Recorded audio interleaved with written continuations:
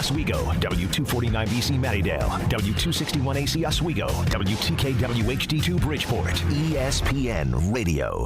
This is the Burdick Ford and Burdick Toyota pregame show. All right, welcome in here. Back at it, rolling along, continuing on from the 315 into our pregame coverage here today. We're 1 hour out from Cuse and Georgia Tech. Getting you ready for this game tonight. Feels like news is breaking every which way. Still waiting on official starting lineups tonight, with obviously there are going to be changes. For those that did not hear the news of the last half hour, one not really surprising, though the reason we don't know exactly what the deal is. Chance Westry unavailable tonight. He's not played in a month anyway, but unavailable tonight due to medical reasons. Don't know exactly what that means, but obviously he missed the beginning of the season due to some medical reasons, so wishing the best for Chance, whatever that may be. More pressing as for actual affecting on-court stuff for the game tonight is Donnie Freeman not playing tonight. Put out there by the Syracuse basketball team within the last half hour. Donnie Freeman has a lower right leg injury. It was noted that he was limping around a little bit at points last game, but Donnie Freeman is out for tonight with a lower right leg injury. Speculating, one would figure that means Jair Davis would be my guess, would go into the starting lineup. The one game this season that Donnie did not start was started by Jair. That was about a month ago. So that would be my best guess of what happens at the four. Could you go smaller and start Chris Bell and Lucas Taylor at the forwards? I suppose you could. Could you, if you wanted to make a change and go bigger and start Jair and Bell and Taylor and J.J. Starling? I suppose you could. Would be very interested to see how that plays out. How will the minutes be distributed? You're definitely getting a smaller now. Does that mean we'll see some of Peter Majstorovic playing the four tonight? Does that mean we'll see more zone tonight? Does that mean we'll see Chris Bell playing some of the four tonight, or Lucas Taylor shuttled down? Or I don't know what it's going to mean tonight, but not having Donnie Freeman tonight. Not ideal for Syracuse, as he has been obviously significantly involved. We know the deal. He's been in many ways allergic to defending the rim, but for all the crap he's been getting, and it's been somewhat significant here, he's getting a lot of double-doubles and scoring and rebounding a lot. He had 16 and 10 the other day. Now, he gave up some stuff near the rim that was like, what's going on here? But not having Donnie tonight is significant. He's your most talented player. Is he your best player? Probably not at the moment, but he's your most talented player. So you just got JJ back. Just got him back. Played 32 minutes the other day. Still not quite right, clearly, a little rusty, though he had a couple of shots early. A shot at just 5 of 16, but was not bashful with it. It was clearly useful to have him back on the court. But now Donnie's gone. Is it a one-night thing? Is it longer? No idea. No further information other than not playing tonight due to the lower body, what's the official term here? Lower right leg injury. A lower right leg injury is the official terminology for what's going on with Donnie Freeman tonight. But Donnie out for the game, and we'll continue to keep track of that and anything that may come out of that as we continue on. Yet another game where we're going to get our money's worth in the pregame show out of our Harding and Mazzotti injury reports. It was Saturday where we were giving you up-to-the-moment updates on J.J. Starling, and he was warming up, and was he going to play, and then he was in the starting lineup. I say clearly J.J. is going to start today. That's old hat, old news. Now with him returning from the broken left hand, now Donnie exits the starting lineup. Man, how many years did we have it where Syracuse starting five would be literally the same five guys every game all season, or darn close to it? Darn close to it. This year, it feels like every game there's a change for one reason or another, be it performance, be it injury, be it illness, be it who knows what. You look at the starting fives, I believe Jaquan Carlos on this team is the only guy who started every game all year. Starling missed a month.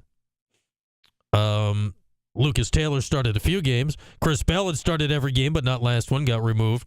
Eddie Lampkin missed one start when he was bothered by the back earlier this year. Donnie Freeman, this will be the second start. He's now missed. So, yeah, they're the only guy on the team that has started literally every game all season, all 14 to this point, is Jaquan Carlos. And that's it. He's the only guy that has been available. And for all of those reasons, except for Bell, injury-related. For Bell, it was obviously performance-related. And then, he got kicked back into gear a little bit last time out. So we're gonna see how that goes. But yeah, it's a whole thing. It's a whole thing. I feel like the tagline so far for this Syracuse basketball season is, well, always something. It is always something with Syracuse basketball here in 2024, now into 2025. My goodness, is it always something. All right, speaking of always something, let's look back at the last game, shan't we? Let's look back at the last game where Syracuse, last time out, lost on the road in Tallahassee to Florida State, 90-74 on Saturday. A game in which Donnie Freeman, while his defense was, he did score 16 points and grabbed 10 rebounds. So that was good, but he is gone.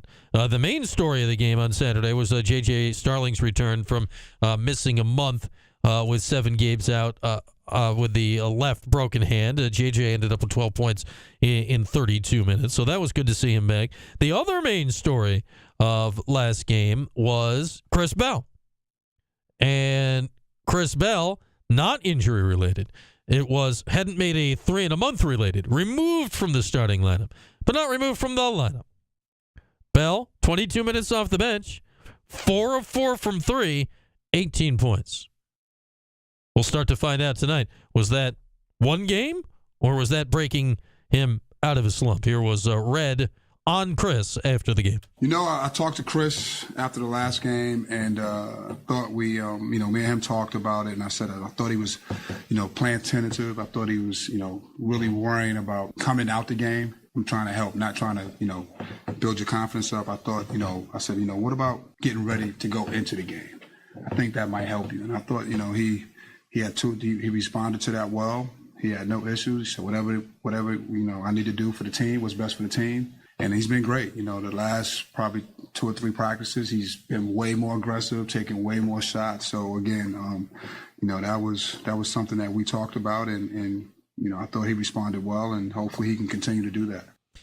So tonight, I think it's going to be interesting. We don't have official starting lineups yet. We will have them before the end of this pregame show. I'd say somewhere between a half an hour and 35 minutes or so from now. Half an hour, 40 minutes or so from now, we'll know the answer to that question of, okay, that was one game. That's what got Chris Bell going last game. Is now the thought here the game after it, okay, he's going again back to the starting lineup for what would be, I believe, the 76th start of his career if he starts tonight. Or that's what worked last game, him coming off the bench. So why change what worked? Let's keep him coming off the bench again and see if sitting down for the first few minutes gets it working well for him again. I'd say the other thing to look at with Chris Bell, 18 points good, 4 of 4 from 3 good. Every other stat that Chris had on Saturday in Tallahassee, add them all together. Add everything else together, 0. So what else, if anything else, will you get from Chris Bell on a day like today, where it has been, kind of a big squadouche kind of a day for Chris. There was no rebounds. There was no blocks. There was no assists. There were no steals for Chris on Saturday. So all things to monitor when it comes to Bell vis-a-vis tonight. And we'll find out if he's back in the starting lineup. Does the fact that Donnie Freeman's out affect that thought process, even though they're obviously not playing the same position? And in theory, the like-for-like move would be to put Jair Davis in the starting lineup, who somehow, when he played 21 minutes on Saturday, did not score. No points, 4 rebounds, 21 minutes for Jair on Saturday. All right, so that's the issue of Bell. besides personnel, this almost seems regardless of personnel right now. The main issue for Syracuse right now, it's defense, it's turnovers, it's fouls, it's sloppiness, and it's that right now more than anything else that's costing Syracuse these games. Too many turnovers, especially in the second half, some costly ones, and foul. They got to the foul line 31 times, and we turned it over 15 times. And in transition, we had some opportunities that we just couldn't cash them in. I mean, I thought that was the difference, and they got some transition points. So I thought that was the difference in the game. Syracuse had been averaging 20 turnovers a game over the 3 games prior to Florida State on Saturday. They had, quote-unquote, only 15 turnovers against FSU, or 14 turnovers, pardon. But turnovers, it was still +5 in favor of Florida State. Turnovers 14-9. Points off turnovers were 16-8. So it still was not a highlight of the game for the Orange, and nor was the defense in any capacity. Close game at halftime. The Orange were down 2, 36-34. It was a good taught back and forth, at least a little defense. And then second half, Syracuse gave up 54 points in the second half of the game. 54 points. You give up north of 50 and a half? Spoiler alert. You're going to lose the game. They tried man. They tried zone. Nothing worked. Here's Red on the idea of testing out the zone, which obviously over the years we've seen more often than not. I think the zone is something that we work on. Is something that, it had nothing to do with them scoring in the paint. It was really more of trying to give them a different look because they had caught a rhythm. And, we wanted to see if we can kind of get them out of rhythm. We got a couple of stops, but not a lot. And we fouled. Again, we're fouling in the zone. That's not good. And we missed a couple of rotations on the zone. We ran out to the corner. They drive. Jair doesn't come over and rotate, and they get a couple of easy ones. So, we got to keep working on it. So what are they going to play tonight? I don't know. Reds, man. The zone, it's not doing anything for me right now. With this year's team, obviously, it was a great thing for a long time, but I haven't seen anything that's like, okay, that can help fix the defense this year. If you do that, would you unearth more Naheem McLeod, which his minutes have totally evaporated recently. A lot more. Peter Majstorovic has worked in as the backup center now. And now, today, without Donnie Freeman, is Majstorovic backing up at both the 4 and the 5. I'm intrigued by the idea of him, but he just cannot stay out of foul trouble. He fouled out in 13 minutes last game. So we'll see where all of that stuff develops as we go on tonight. Again, the news of the day right now in regards to tonight's game, Donnie Freeman out, will not play, lower right leg injury. Don't have any more details on the injury than that. Length of it. We did see him. It looked like he was hampered a bit in the last game, limping around a bit on Saturday. Clearly, it's enough that he's unable to go tonight. No idea if it would affect Saturday's game as well on the road at Boston College. Well, that will take a break. If you'd like to chime in, you can. 315-437-7644. Phone lines open, as always, at 4ESPN44. Our Labatt USA pregame hotline available to you. When we come back, we'll talk to you if you'd like, and we'll play back a little bit of Eric Devendorf on my show from yesterday. Oh, people were not happy with some of Devo's comments from the game on Saturday. Devo next here on Cuse Sports Talk at ESPN Radio. Thursday.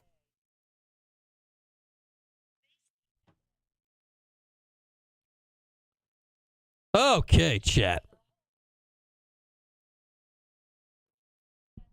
No, Andre, not today.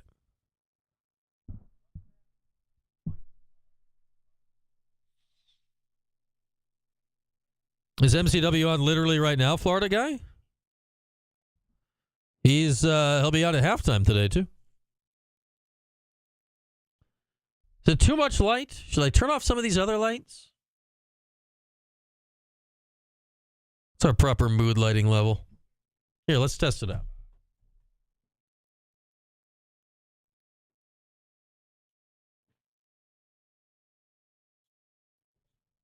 Is this better? Are we now mood lighting more correctly? Are we now? So at halftime of the game today on AC's Network, you'll be like, Michael Carter-Williams. Man, he was great at basketball.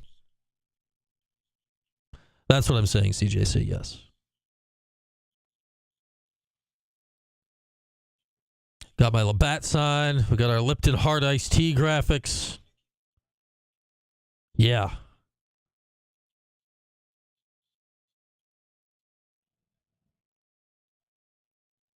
We got Pat We got it all.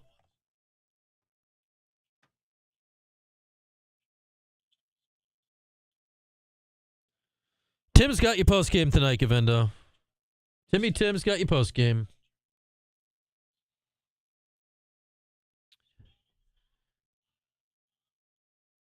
Yeah, I wonder where it would have been nice to have Jandre come back. I don't know what their plan is at center next year.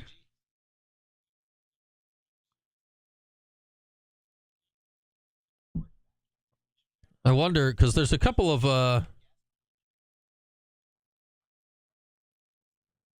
There's a couple other guys on the line, right, from last year that potentially could get another year because of this JC ruling thing. It's all the paperwork they gave Jandre. Where's the snacks?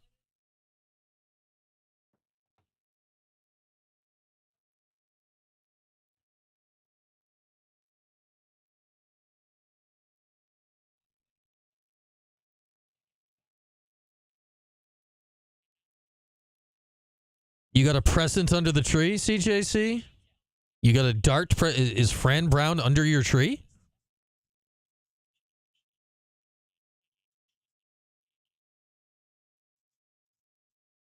Cody Hornsby? No, LA Orange is the short word. The official wording is a lower right leg injury. The foot would be the lowest part of the leg. Yeah, I'd say it's not, like, honestly, it's not great if Pat doesn't know when the game is. Like, Pat's got to be one of the leaders in knowing when the game is. Yeah, it could have been San Diego Cuse.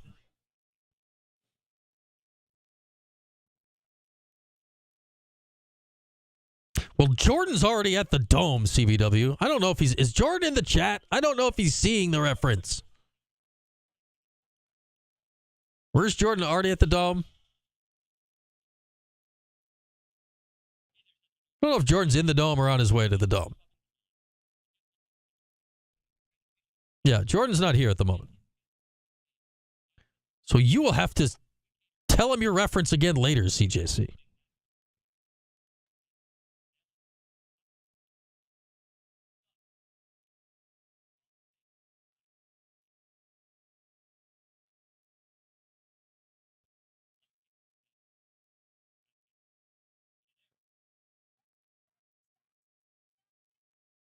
And yet we show up and discuss it, Andre. Yeah, especially with Freeman tonight. I don't know what they're doing. I want to see, like, I need to see a JJ Chapa backcourt. I need to see it. Not that I'm aware of, Zach.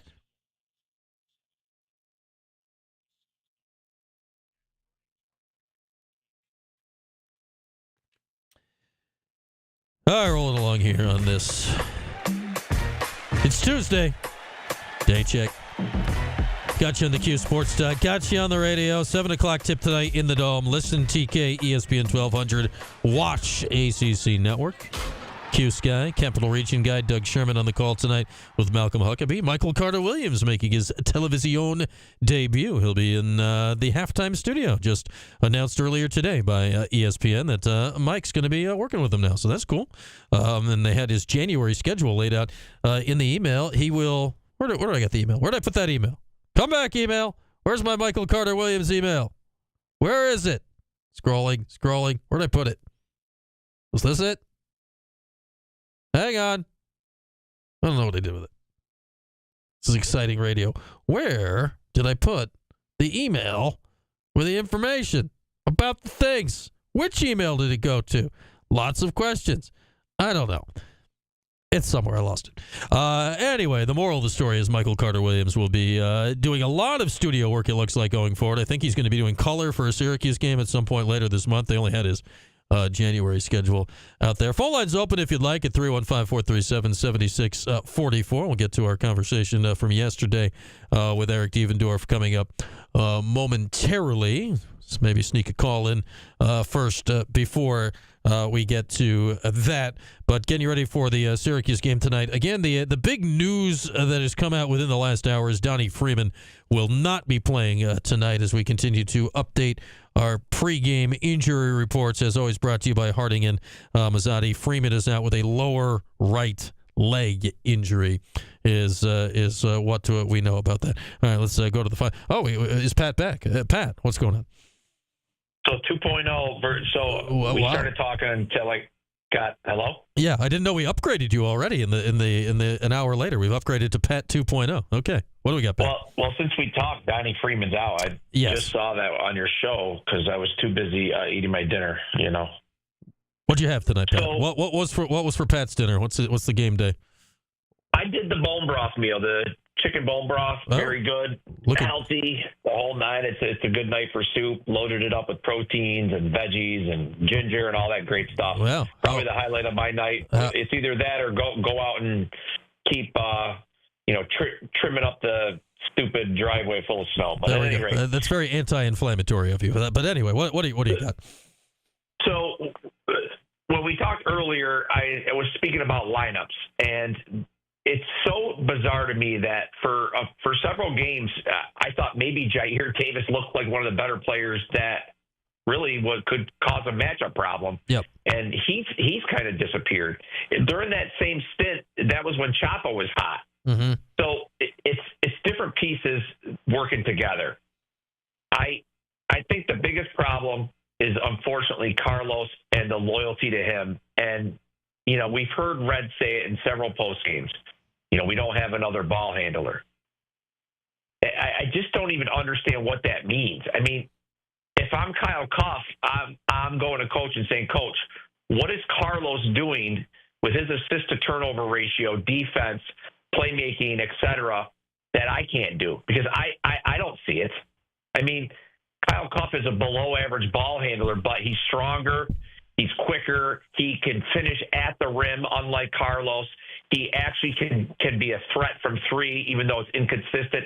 He's far superior of an actual matchup problem for the opponent than Carlos. And I just don't know why more people aren't on board with Carlos shouldn't even be playing for Syracuse. He should not be on the roster, let alone garnishing 30-something minutes a game.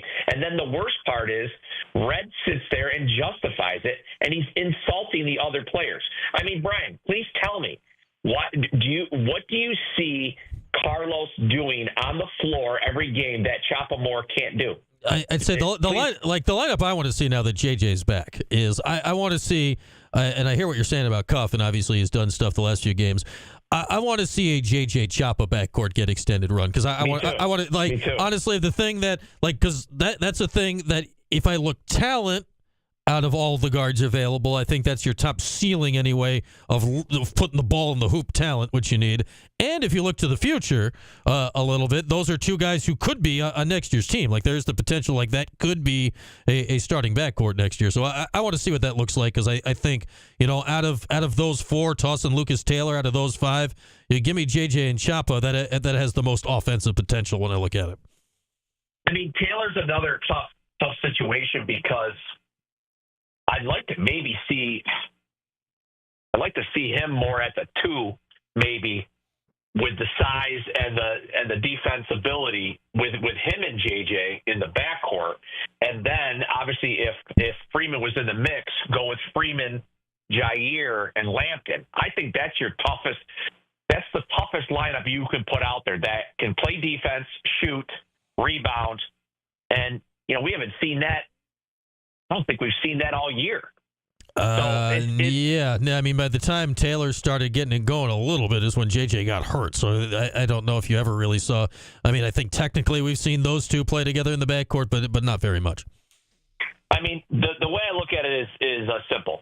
When throughout the years, myself and others have talked about different lineups, there's always like back when Joe was on the team. Mm-hmm. Okay, well, if Joe's on the bench, maybe you get better defensing, rebounding, whatever. But you knew what you were losing with Joe on the bench, shooting, scoring, blah, blah, blah. I don't know what are you losing with Carlos on the bench? You are not. I mean, his assist to turnover ratio is not good. He can't finish at the rim. He doesn't have a mid-range game. He can't shoot the three. He is a below average defender for a Power 4 school. I mean, I just want to call Red and say, Red, what does he bring to the team that cannot be replaced by somebody else? Well, I'll offer. Yeah. What would your answer be? Obviously Carlos is not playing well. I will say, okay, he's not playing well. He's not a good player. So JJ, he's not a good player. He's not. He's not a good player. I hate to bash the kid. He's a great guy. He seems like a great teammate. You know, we can go on and on and on, but this is big boy college basketball, and he's not the player that should be playing for Syracuse. Just like Justin Taylor last year was not a player that should be on our team. He would never be playing for like Duke. You know, it was a bad choice. We swung and we missed. Yeah. You know? Well, I think it's more they whiffed on their first few choices, and that's where it landed. And then what I look at here, Pat, is I look at the minutes from the Florida State game, and here's where I think it is at least trending that way. When JJ was out, he was playing a ton of minutes out of presumed necessity. At least that's what we're told. He only played 20 minutes last game. So I know you'd prefer less, but that number dropped significantly in the first game JJ came back. So I think the more JJ's back in the mix and feeling good with the hand, I think we're going to see that. I think we're going to see the transition of JJ's minutes coming more and more at the one here for the last 2 months of the season. That's my best guess anyway, Pat. We'll see. Obviously, JJ's started at the 2. I think he'll be playing more of the point guard as we go along. Last thing is, how many players on this year's team are going to be on next year's team? Who would be the first 3 on your list? I mean, obviously a lot are going to be gone just because this is their last year of eligibility. Right. JJ will be here next year, and then the hope is Chapa will be here next year, and then Freeman's a massive question mark. Yeah, I'd say Freeman's a massive question mark, and then realistically beyond that, you got the 4 guys came in the portal. It's all their last year. They're gone. Yeah, and my Storovich will be here next year, I think. And then okay, I guess Kyle Cuff will be around. But there's your list. But yeah, you've got the 2 guys. You got 3 guys you hope you have back, right? I mean, I'd set my Storovich aside. I'd assume he'd probably come back. But you got JJ Chapa, and you'd hope Donnie Freeman comes back. But I could easily see Donnie, just because of size and talent, getting drafted based off that. So we'll see where that goes. And Bell's a junior. Oh man, I totally forgot about Chris Bell. Yeah, I guess Bell could be back as well. I don't know. I don't know what Bell's going to do. I got no idea.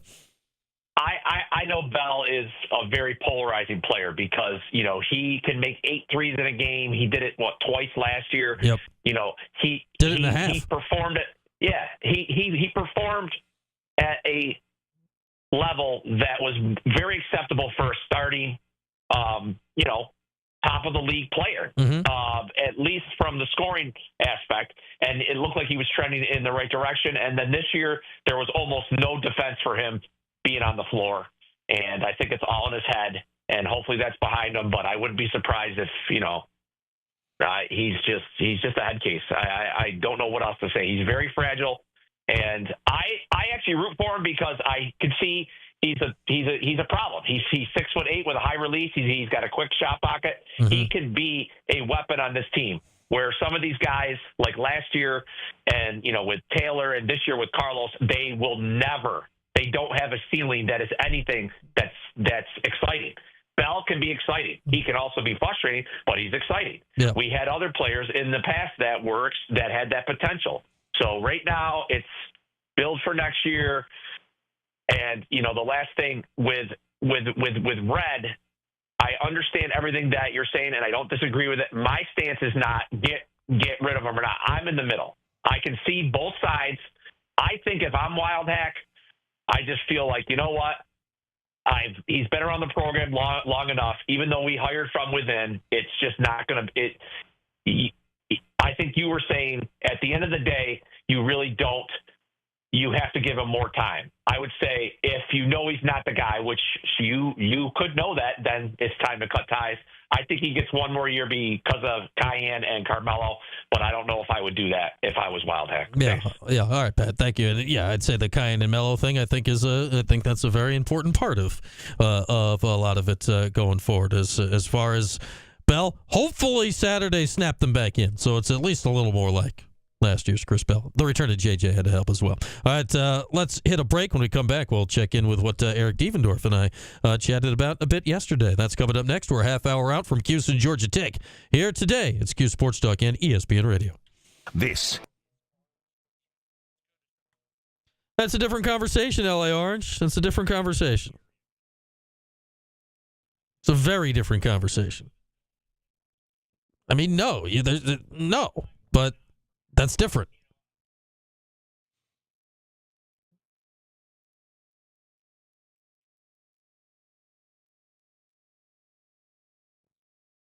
Like, no, he hasn't done anything to get renewed, but I think getting renewed and getting fired are two different circumstances.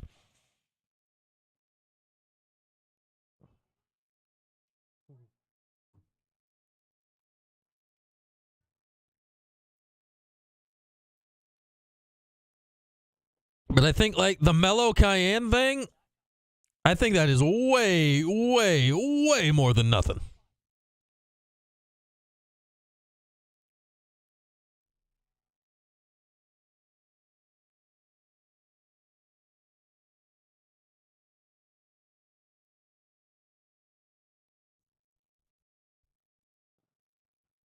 No, it's coming for you, LA Orange. You can't avoid it.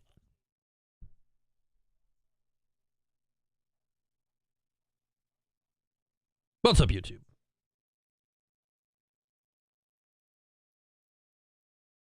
Yeah, I'm intrigued. I'm intrigued to see is Carlos starting today? How much of the starters have not been posted yet? I've got eyes on it. I'm staring at it. That may be like I don't know. Like probably San Diego Cuse. I don't know.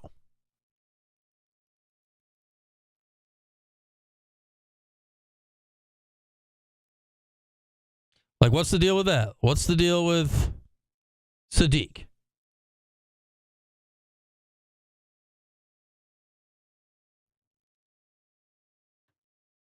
Gosh darn it. I want the Anthony family around next year. And I know Cayenne's not going to, he ain't winning you the natty like Melo did in year one.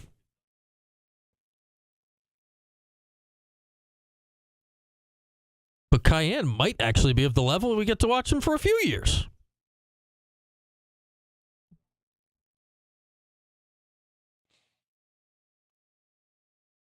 Like this offseason, no, you can't go. That would not make sense to me. Like if you're going to pull the plug on Red after this year, you can't just go hire Jerry. That would be lazy nonsense. And I love Jerry.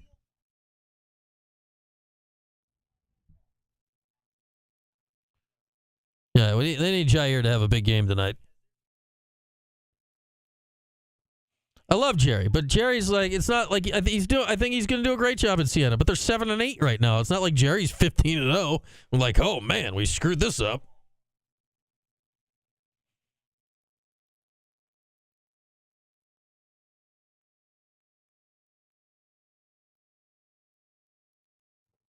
Will Wade, Syracuse University.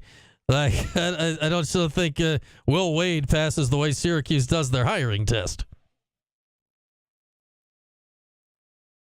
The dude wins games.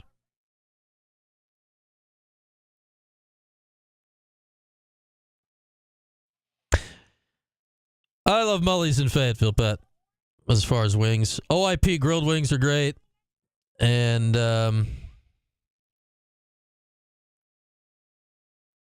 would I try a cranberry goat cheese chicken sausage? Yeah, I'd try that, Kev. Yeah, Mully's in Fayetteville. The medium Italian extra crispy is my go-to order. I haven't had there in a minute, but that was always my go-to order there. And Change of Pace is a good wing.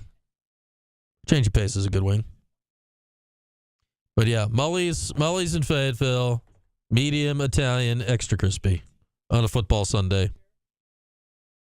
I had those many a time.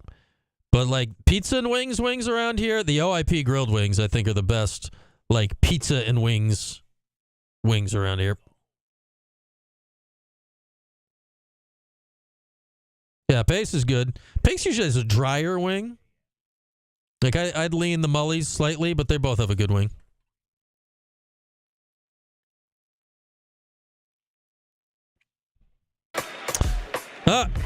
It helps if I turn on the mic. Woo! My mic finger's almost out for the night. Like Donnie Freeman. Again, if you've not heard, I feel every pregame show has been something like this year. If you've not heard, then I'm about to deliver you bad news. If you have heard, apologies. You're about to hear bad news again because it's our updated injury report from Harding and Mazzati. Donnie Freeman will not play tonight for Syracuse. He's out with a lower right leg injury. You know who's not out? Eric Devendorf. Eric was on the color commentary for the game on Saturday down at Florida State. Oh, you didn't like some of the things he had to say, saying he dared say not terrible things about Red. So that happened last time out. We had Eric on the show coming yesterday. Eric and this is not breaking news. I think Paulie said it earlier. Atan Thomas and Eric Devendorf, they're going to be starting a show coming up Monday. They're going to do a little 11:30 Monday, a little half an hour, a little Atan and Devo every week. Yeah. But I talked to Devo yesterday. So here's some of that starting on Devo going into what he was thinking when he was talking about Red on Saturday. So my whole thing was it just needed to be patient. First of all, they're not going to fire him because they're going to have to pay him, and then they're going to have to pay another coach, and that's just not going to happen. I mean, they're not going to be able to do that, and I think they have to be more patient. He won 20 games in his first year.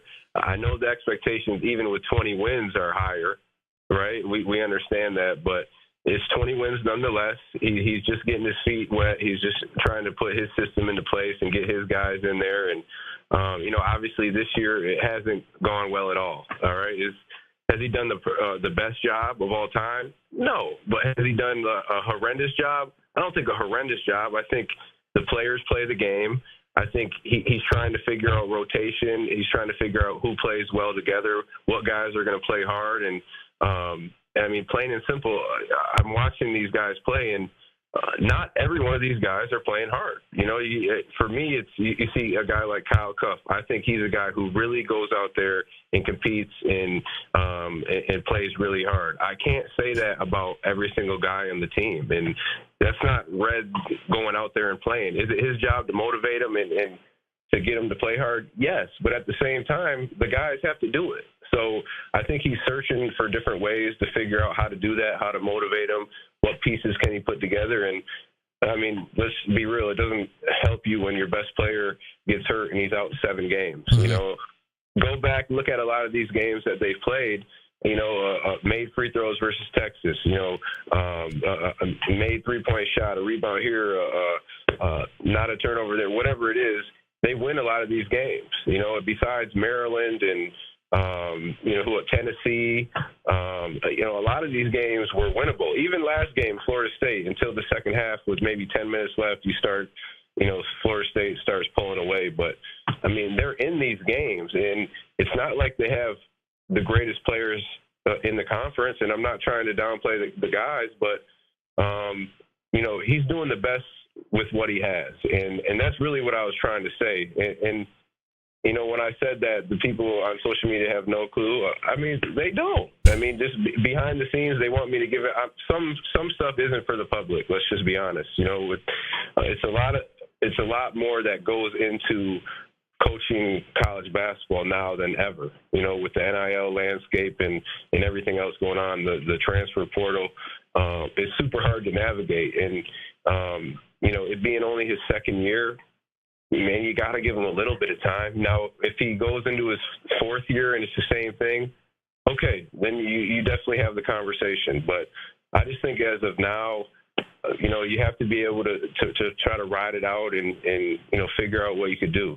Well said, Dave. And I kind of like the whole thing. Like, I get now if they literally lose every game the rest of the season, which I don't think. Do you have to have some kind of conversation? I suppose so, but yeah, like you hired the guy, you got to give him a minute to see what it's going to be out there. How frustrating is this for you, the Syracuse alum part of it? You speak of playing hard. You were never accused of not playing hard during your time here, Devo. For a guy that laid it out there like you did, if you watch it and you don't see that, how does that hit you? I mean, it is frustrating. I think whenever whenever you get a chance to play at this level, let alone any Division I team, but let alone Syracuse University, the history that Syracuse has. Whenever you get to put that jersey on, I'm giving everything I got when I get on that floor. I mean, you're just blessed to be able to put on that jersey to play in the ACC conference. I don't know if these guys really know the history of Syracuse or the conference in general, but I mean, the guys that came through these ranks, it's unbelievable. I mean, just for Syracuse, talk about Melo, but then you go into the Dukes and North Carolinas, you're going into these arenas and you're able to play on the same court that these guys have played on. So if you're not giving maximum effort, regardless, make, miss, turnover, whatever it is, I'm busting my butt getting back and playing, and I'm having energy and effort with every single possession. Like, that's what this game is. That's the separator. You could have a guy who's super skilled, but if he's not given the effort and the energy, the guy who is going to surpass him. And knowing, having coached and knowing how it is on the other side, I want that guy. I want the guy who's giving me maximum effort rather than the guy who's super skilled, right? Obviously, you have to have some skill, but we can develop that. You really can't develop the effort and the energy. And when you get to this level, you shouldn't have to coach that. I mean, Red shouldn't have to coach guys playing hard. He shouldn't have to tell you that. This opportunity that you have, and now that you're making this type of money, like, just think about you're making money now, but now if you're really putting in work on the court, now you're making even more money. And it doesn't have to be at Syracuse. If you do really well somewhere, now you're going to give yourself the chance and opportunity to make even more money, whether it's at the same school or somebody else who comes in and they want to have you be a part of their program. So for me, it's mind-boggling to why you wouldn't give the type of effort. Like, you go back to when we were playing, I just loved to play. You didn't have to give me anything. You didn't have to give these guys anything. They just love to play basketball and they love to compete. And I think it's not just these guys, right? And it's not all the guys. I don't want to, say it's everyone, but it's just college basketball in general. From the games that I've watched and the games that I've done, and the coaches that I've talked to a lot of coaches. The love of the game is not there anymore. It's what comes with the game. They love the attention. Obviously they love the money, and they love everything that comes with it, but they don't love the game of basketball. And you can see it on the court. You can see it. If you really love the game, like, you could tell. You could tell with your play and with your effort. And I think just college basketball in general, that's kind of what I see as a product. And again, it's not every single player, but it's a lot of them.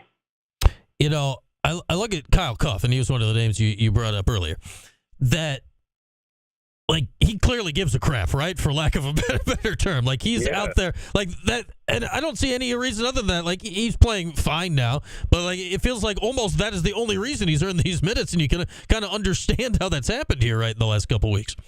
I want guys who are going to compete at a high level. I don't care if you're the best shooter, you're the best ball handler, you're the best scorer, whatever it is. Yes, we need those, but if you're not playing hard, none of that matters. Yeah. You're not going to give yourself a chance, and you're not going to give your team a chance if you're not playing as hard as you can.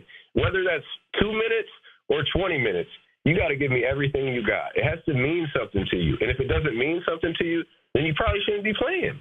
And I think it's tough for Red too, because it's not like you have a lot of guys that you could go to, So if one guy is not playing hard, you're either going to sit him down and then, struggle, or you're going to play him and struggle and struggle. So it's like a lose-lose, because, if you're not playing hard, you're not giving maximum effort.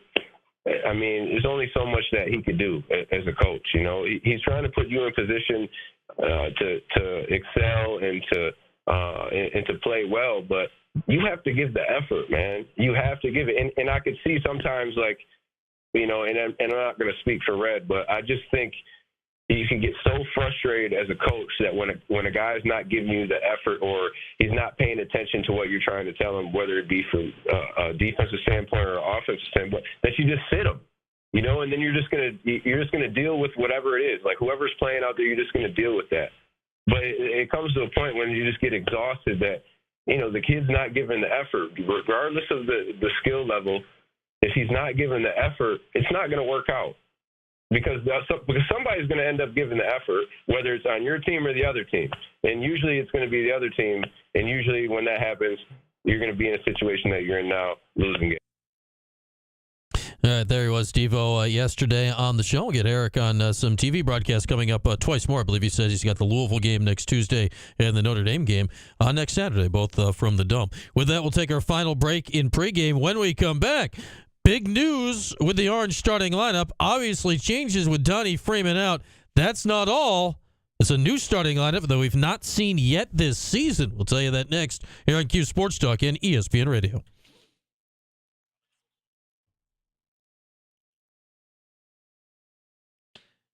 Yeah, I've wanted to see JJ and Chapa for a month and a half. Here we go.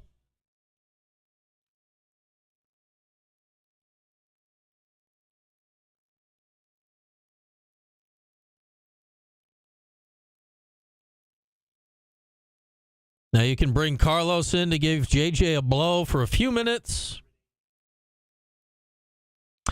At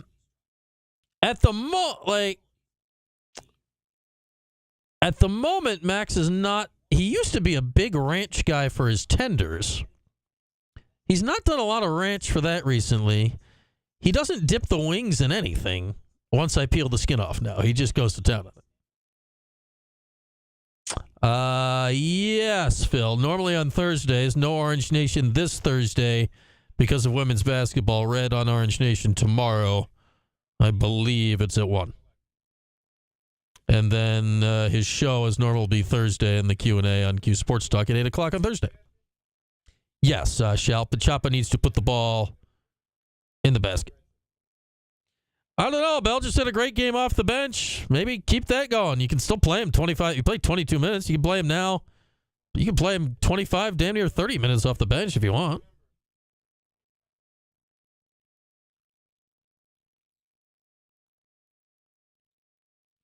Which the good news in that scenario is, Kevin, is that I get to have the blue cheese. I don't have to share.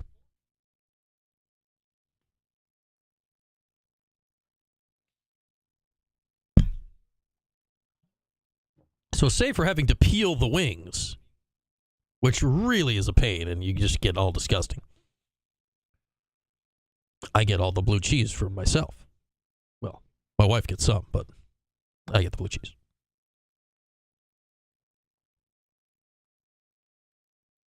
Yeah, I think Chapa with Starling, it's the potentially most explosive backcourt combo that you can have.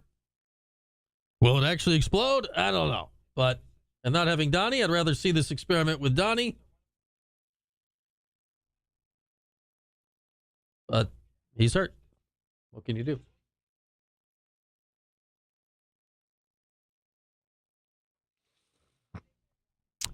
Those would be two nice things, Zach, huh? Carlos was not good on Saturday. He's not been great all year. Saturday was one of the worst games he's had. He was ragged. Second half, really ragged.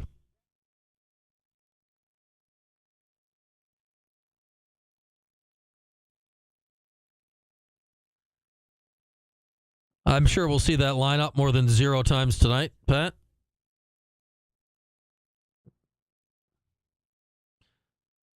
If Bell's coming in, Chapa's not playing 40. I mean, we'll probably also see J.J. Cuff, Bell, Davis, Lampkin, J.J. Cuff, Bell, Davis, Majstorovic. It's possible we'll see J.J. I don't know how big Wake will be at all times, how much you need bigs in there. Yeah, there's not going to be any crap weather, crap team. There's not going to be a big crowd tonight. Yeah, Majstorovic is going to play, but he's got a max minutes he can be available just in the fouls he picks up. Yeah, I'm not a huge goat cheese guy. Kev, I don't always like the texture or flavor of goat cheese, but I think that'll all go together. You mix it into the sausage. I think that's going to work out. I think it's got potential.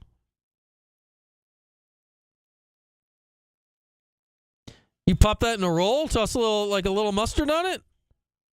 Yeah.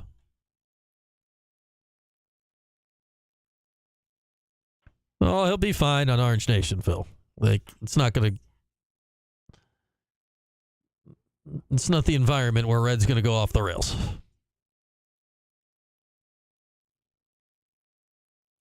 Now, his post-game presser tonight, if they lose, could be off the rails. Oh, it's a Weggy's product? All right.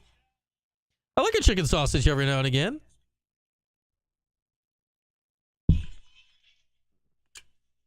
This is the Burdick Ford and Burdick Toyota pregame show. All right, last few minutes with you tonight as we continue to get ready for Cuse in Georgia Tech. As promised, the starting lineups are out, and we've not seen this one yet this season. I said it before. Out of the original starting five this season, the only guy that had started every game was Jaquan Carlos. That's no longer the case. Starting five tonight, officially in the books. We've had some issues with that recently. Assuming this is what they meant to do. Starting lineup tonight, J.J. Starling and Champa Moore, the backcourt. Lucas Taylor at the 3. Jair Davis in place of Donnie Freeman at the 4. And Eddie Lampkin in the middle. So 2 things of note here. Carlos not starting. Starling is the point guard tonight. I remain intrigued. I get Chapa's not been good the last few games. He's a freshman. We've seen that he can be explosive. We saw it at Tennessee. We know it's in there. He's a freshman. I'm intrigued at the idea of the J.J. Elijah Moore backcourt. I think it is, out of all the different pieces on the team, it is the potentially most explosive offensive backcourt they can have. It's also got some size to it. So, will it work? I don't know. It intrigues me, and we haven't gotten to see it a whole ton yet this season because of JJ's injury. Now he's back. Lucas Taylor instead of Chris Bell. I'm okay with that today. Bell, obviously, at his peak, is the better player. Bell bounced back to life on Saturday with 18 points, but he did it off the bench. I say, okay, the off-the-bench thing worked last game. Why not run that idea back again? He played 22 minutes off the bench. There's no reason you can't play 25 or plus minutes off the bench. It just doesn't really matter the order of operations. And how's it going to work with the bigs with no Donnie Freeman today? That we'll see as the game plays out. Obviously, Peter Majstorovic will attempt to play more, but fouls happen a lot when he is on the floor. Quickly, this day in Syracuse basketball history from the Shep Family Funeral Home. Celebrate your loved one with help from Shep. Visit shepfamily.com. All-time series between the teams tied at 8. Last 2 meetings have both gone Georgia Tech's way. Last year in Atlanta, the Orange lost 65-60. JJ led the way for the Cuse with 18. Judah had 14. By Dongo, the now sophomore big for GT, was excellent that day with 16-11. No Donnie Freeman. He may be a problem today. 2 years ago in the Dome, man, oh man, Georgia Tech hit 18 threes in that game. It was a wild offensive night for Georgia Tech. Watch out for Lance Terry. He went for 24 in that game with 7 threes. Kelly Miles, who's no longer on the team since graduated, had 7 threes in that game. Judah had 23 in the loss, but Georgia Tech was bombing from deep in that game. And how about this? Coach Damon Stoudemire, his first trip into the Dome as a coach, he was here once as a player. December 22nd, 1994. Cuse in Arizona played a home-and-home in 94 and 95. The Orange won both games. In 94 was Stoudemire's last year as a Wildcat. Syracuse won that game in the Dome 94-84. Man, what a game. How about these numbers? Stoudemire, the star for Arizona, 22 points, 7 boards, 5 rebounds in 38 minutes. For Syracuse, Lawrence Moten, 25. John Wallace, 19. Lucius Jackson, 18 points in that game. Unfortunately, that season would end with Moten and Jackson being involved, and we don't need to talk about that. Oh, we don't need to talk about that. But on that day, Syracuse beat Arizona by 10. Man, a lot has changed since I began considering this game. No Donnie Freeman, backcourt Starling and Moore. Is it a must-win game? Technically, no. But Syracuse is 0-3 in the league. Bottom 3 teams in the league don't miss the conference tournament. Reds trying something new tonight. Will it work? Who knows? But the idea of a J.J. Chapa backcourt intrigues me. Chapa's been on the fritz here the last few games. Can he get going again? Can Chris Bell follow up what he did last Saturday? What will the Orange do without Donnie Freeman? Eddie Lampkin at center. Can he get it going again tonight? Jair Davis has been quiet recently. He's in the starting lineup due to the injury to Donnie Freeman. How will it all coalesce? What, how much, if at all, will Jake Juan Carlos play tonight? Demoted out of the starting lineup for the first time this season. Woo! A lot of questions have cropped up here in the last hour or so that we were not really expecting a ton here tonight. Man, oh man, these pregame shows are getting wild this year. All this stuff keeps happening. All right, game set to tip off in just a few minutes. Listen on TK, listen on our AM signal, ESPN 1200. Watch it on ACC Network. Michael Carter-Williams, his first day as part of the crew. He'll be on the halftime coverage for ACC Network today. After the game, you're back right here. Tim Leonard with you, full post-game coverage, Reds full post-game press conference. And your calls, I'll be back with you tomorrow, 4 o'clock, right here, Cuse Sports Talk, ESPN Radio. Evan, Canty, and Michelle are